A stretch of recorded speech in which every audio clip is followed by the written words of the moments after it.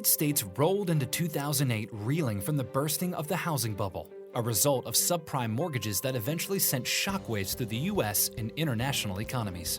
By the time the nation's first black president, Barack Obama, declared victory that November, the country had already begun to slide into the Great Recession, an economic downturn that would last for about 3 years, but the effects of which would reverberate throughout Virginia Beach for even longer.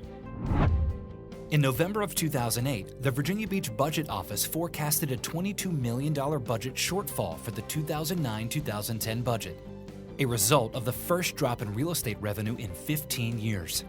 In successive years, that gap continued to grow, and by 2012, city leaders had to close a $90 million deficit. At a time when at least 8 municipalities across the country were forced to file for bankruptcy, Virginia Beach was able to weather the storm, successfully keeping costs as low as possible for citizens without sacrificing quality of life. 2008 also marked the end of an era. Voters picked William D. Sessoms to be the new mayor of Virginia Beach, closing out the tenure of the city's first elected, longest-serving, and first female mayor, Myra Oberndorf. In 2009, coinciding with the Virginia Beach Public Library's 50th anniversary, the city renamed the Central Library the Myra E. Oberndorf Central Library in her honor. In 2010, the city unveiled a $1.4 million Kids Cove Playground renovation at Mount Trashmore, which doubled the size of the previous facility built by volunteers in 1993. That same year, thanks to the generosity of the Thompson family and several other donors, JT's Grommet Island Beach Park and Playground opened in the resort area adjacent to Rudy Inlet. The 1,500-square-foot park, the first of its kind in the nation, was built right on the sand and featured wheelchair-accessible entrances, a sensory board for children who are autistic and visually impaired, accessible seating areas, and more, literally making the space accommodating for everybody. In 2011, Virginia Beach's newest acute care center, Centera Princess Anne Hospital, opened its doors following the closure of Centera Bayside Hospital.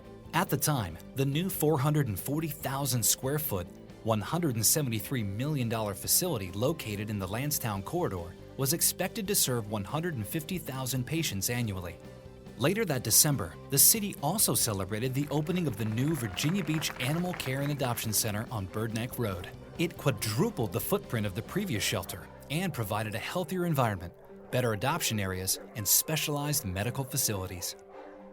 In 2011, with the help of the Trust for Public Land and the Chesapeake Bay Foundation, Virginia Beach purchased the 122-acre Pleasure House Point property for $13 million.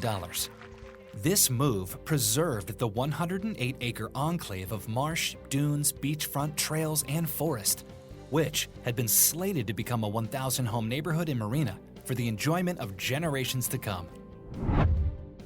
1 year later, on Friday, April 6, 2012, an F-18 fighter jet assigned to Naval Air Station Oceana crashed into Mayfair Mews Apartments on Bird Neck Road. Astonishingly, there were no deaths. The pilots and the residents of the apartment complex were all able to escape without serious injury in what quickly became known as the Good Friday Miracle. We had just spent the previous 4 or 5 months working with the Navy and the City of Virginia Beach firefighters on how to fight an aircraft mishap.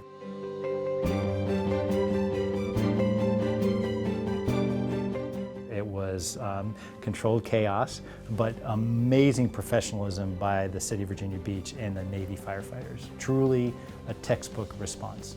But the miracle was that nobody was seriously injured or killed that day. Did we do everything we could to do the right thing, to take care of the people of Virginia Beach? Because we're all neighbors and we're all friends and we all live together and we all work together and we just got this unbelievable team. And to me, that's another lesson in how when you have good people coming together to do the right thing, anything can happen. Well, that wraps up our look back at 2008 through 2012. The next installment in the Nostalgic VB series will be a refresher on the major moments of 2013 through 2017. If you have pictures or videos you'd like to share that capture the early days of Virginia Beach or proud reflections of what makes this city your home, we would love to hear from you.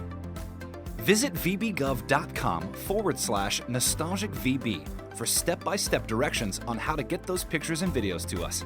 We thank you in advance for sharing.